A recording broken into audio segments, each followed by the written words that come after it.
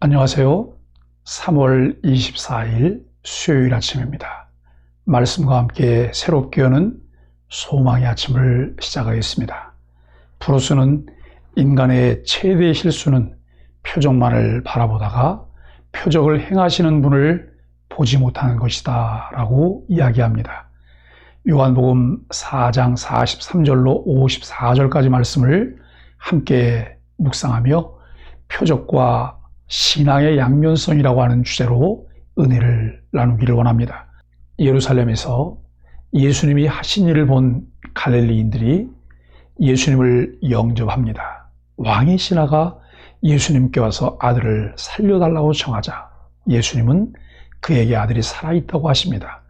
그가 그 말씀을 믿고 가던 중 예수님이 말씀하신 그때 아들이 나온 줄 알고 온 집이 믿습니다. 4장의 사마리아에서 일어났던 일들은 요한복음을 시작하던 것과는 다른 배경이 삽입되었습니다. 요한복음이 전하려는 것은 예수가 하나님의 아들 그리스도이심과 그분을 믿는 자들에게 영생이 있다는 것입니다. 앞선 3장에서 주 예수님의 신적인 영광과 도덕적인 영광 모두가 드러나는 역사적 사건들과 실제적인 가르침을 보게 되리라 기대할 수 있었습니다. 우리가 함께 볼 수 있었던 것은 첫째, 유대교의 실패와 이스라엘의 비참한 상황입니다. 둘째, 성령께서 우리의 시선을 이스라엘로부터 그리스도께 돌리신다는 사실을 알게 되었습니다. 4장의 말씀에서 세 번째 원리를 볼 수 있습니다. 유대주의로부터 이방인들의 전환입니다.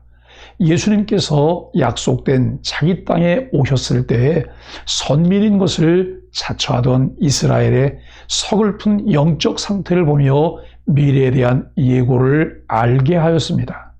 성경에는 서로 모순된 것 같이 보이는 구절이 있습니다. 본문이 그런 구절 중 하나입니다. 예수님은 선지자가 고향에서 존경받지 못한다고 하셨는데 고향 갈릴리에 도착하였을 때 환영을 받으십니다. 여기에 대한 몇 가지 견해가 있습니다. 첫째, 갈릴리에서 환영받은 것은 사람들이 표적을 보고 환호한 것일 뿐 예수님을 환대한 것은 아니라고 보는 견해입니다.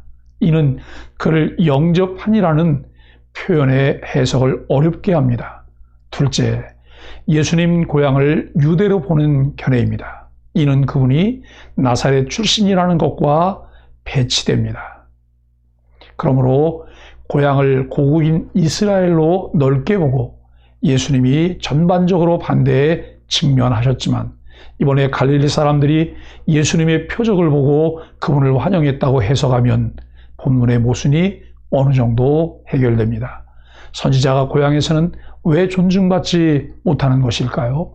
어려서부터 함께 자란 지체가 공동체 사역자로 섬길 때 그를 어떻게 대해야 할까요?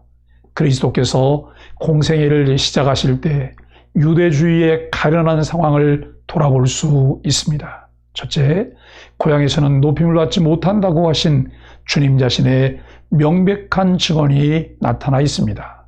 둘째, 갈릴리인들이 그를 영접하니라는 말씀을 읽을 수 있는데 이것은 그들이 그의 인격이 지닌 영광이나 그의 말씀의 권위 혹은 말씀이 지닌 생명을 주는 가치를 인식하였기 때문이 아니었습니다. 그것은 예루살렘에서 행하신 모든 일들을 그들이 보았고 거기에서 감명받았기 때문입니다. 셋째, 그리스도께서 왕의 신하에게 단언하신 말씀이 기록되어 있습니다. 이것은 갈릴리인 전체에게 하신 말씀입니다. 너희는 표적과 기사를 보지 못하면 도무지 믿지 아니하리라. 이 모든 것은 그 당시 유대인들의 상황을 강조해 주고 있습니다. 하나님의 주 예수 그리스도를 인지하지 못하는 저희의 무능력, 그리고 그가 말씀하신 것이 진리였음을 인증하지 못한 저희의 실패가 드러나 있습니다. 복음서에는 표적과 신앙에 대한 예수님의 언급이 상반되게 기술되어 있습니다. 본문에도 표적만 추구하는 것을 예수님이 책망하시는 경우와 왕의 신하의 아들이 병에서 치유되는 표적을 보고 신하와 온 가족이 신앙에 이르게 된 경우가 함께 언급됩니다. 표적을 긍정적으로 보는 사람은 예수님의 표적을 통해 하나님의 영광을 나타내시기에 그분을 믿습니다. 한편 단순히 표적의 결과만 좇아서 예수님을 따라가는 사람은 진정한 신앙인이 아닌 것으로 봅니다. 표적만 추구하는 신앙이 결함이 있다는 것도 옳고 표적을 목도하고 예수님을 인정하고 믿게 되는 신앙도 옳습니다. 다만 개인적, 이념적으로 둘 중 하나를 배제하는 것은 옳지 않습니다.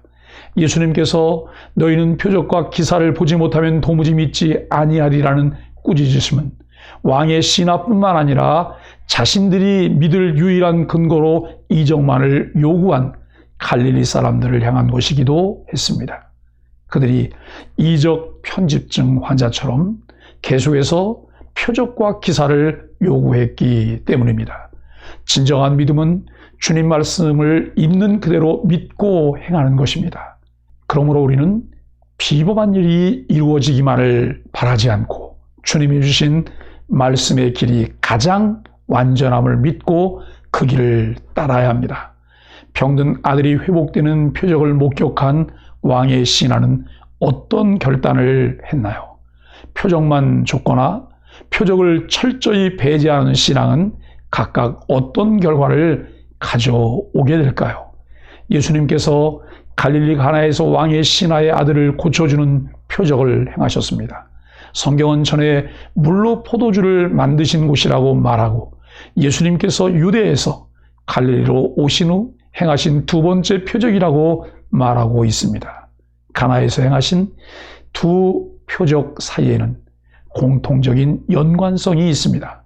사흘째 되는 날에 일어난 표적들이라고 하는 것을 요한을 기록을 하고 있습니다. 마리아가 포도주가 없다고 말했을 때 왕의 신하가 자기 병든 아들을 고쳐달라고 청하였을 때에도 주님은 그를 책망하였습니다. 두 표적 다 주님의 명을 받은 사람들이 순종으로 응하였습니다. 두 표적 모두 주님께서는 말씀만 하셨습니다. 혼인잔치에서는 물을 항아리 아구까지 채우고 그 물을 떠주라고 말씀하셨습니다. 왕의 신하의 병든 아들이 죽기 전에 내려오시라고 청할 때 가라, 내 아들이 살아있다 말씀하셨습니다. 이 두 이야기에는 종의 인식에 대한 언급이 있습니다. 두 표적의 결과, 표적을 목도한 사람들이 믿게 되었습니다. 혼인잔치에서는 제자들이 그를 믿었고 왕의 신하의 아들을 고쳐주는 표적에서는 자기와 그 온 집이 다 그를 믿으니라 라는 말씀을 읽을 수 있습니다. 이 두 이야기를 마무리하는 방법에서도 유사성을 발견하게 됩니다. 2장 11절에는 예수께서 이 처음 표적을 갈릴리 가나에서 행하여라고 기록되고 있고 4장 54절에서는 이것은 예수께서 유대에서 갈릴리로 오신 후 행하신 두 번째 표적이니라 라고 기록되어 있습니다. 시기는 다르지만 같은 장소에서 일어난 두 표적은 갈릴리 가나에서 행하신 유일한 표적들이라고 신약 성경은 기록하고 있습니다. 표적을 보지 않으면 도무지 믿지 않는 사람들을 책망하셨던 주님은 말씀으로 모든 것을 이루셨습니다. 이제 그 말씀을 우리에게 주셔서 믿음을 갖고 살기를 바라십니다. 하나님을 아는 것은 하나님께서 우리에게 자신을 알리시는 계시의 방법을 통해 이루어집니다. 믿음은 그 말씀을 들음에서 납니다. 사랑하는 소망의 가족 여러분, 믿음이 없는 사람들이 표적을 보므로 그들에게 믿을 수 있는 기회가 되기도 합니다. 그러나 표적을 본다고 다 믿음에 이르는 것은 아닙니다. 부지런히 주신 말씀을 읽고 소망의 아침을 묵상하여 더 견고한 믿음의 사람들로 세워지길 주님의 이름으로 간절히 축복합니다. 함께 기도하겠습니다. 표적을 행하시는 주님을 보지 못한 채 표적만 바라보는 어리석은 자가 되지 않게 하소서. 전능하신 주님과 친밀히 교제하는 것이 가장 큰 복임을 기억하게 하소서. 오늘도 눈에 띄는 커다란 사건이 아니라 고요한 중에 주님이 주시는 말씀을 귀 기울여 듣고 순종하게 하옵소서. 예수님의 이름으로 간절히 기도드립니다. 아멘.